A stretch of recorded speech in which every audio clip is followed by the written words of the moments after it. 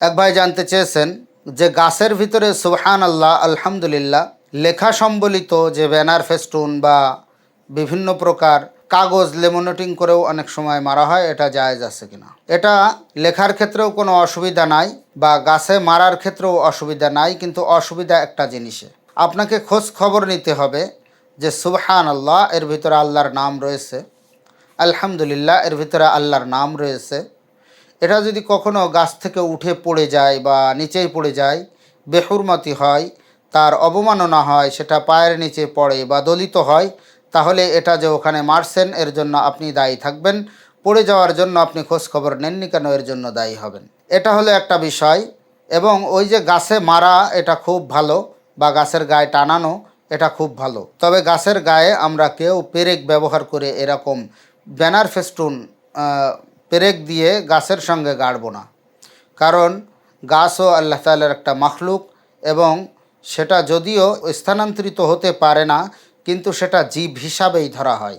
সেটাও জীব এবং গাছও কষ্ট পায়, এর জন্য আমরা এরকম পেরেক গাড়ব না।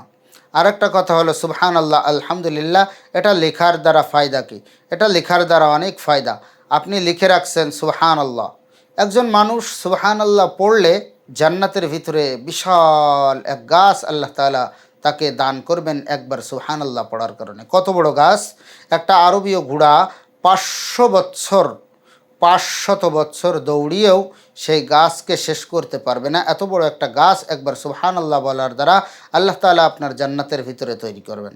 তো এখানে সব থেকে বড় বিষয় হলো, আপনি যে সুবহানাল্লাহ লিখছেন, একজন মানুষ সাধারণত সুবহানাল্লাহ পড়ে না, কিন্তু সে একবার সুবহানাল্লাহ পড়ে ফেললো, একবার আলহামদুলিল্লাহ পড়ে ফেললো, তাহলে তার কিন্তু অনেক সওয়াব হলো, এবং তার যে জান্নাতের ভিতরে তার জন্য একটা গাছ রোপণ হয়ে গেল। জান্নাতের ভিতরে একটা গাছ, যার জন্য জান্নাতে রোপণ হবে গাছ, সে কি জাহান্নামে যাবে?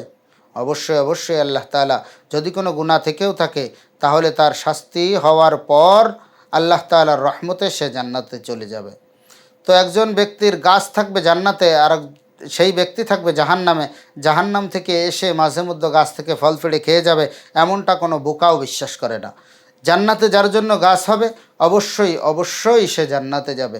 আর জান্নাতে যে যার গাছ হবে সে জান্নাতে যাবে, তো যার জন্য সে গাছ লাগানোর ব্যবস্থা করলো বা যার ওসিলায় সে জান্নাতের ভিতরে গাছ লাগালো, অবশ্যই অবশ্যই আল্লাহ পাকও তার জন্য জান্নাতে সম নিয়ামতের ব্যবস্থা করবেন, এবং আল্লাহ তাআলা তাকেও জান্নাত দান করবেন।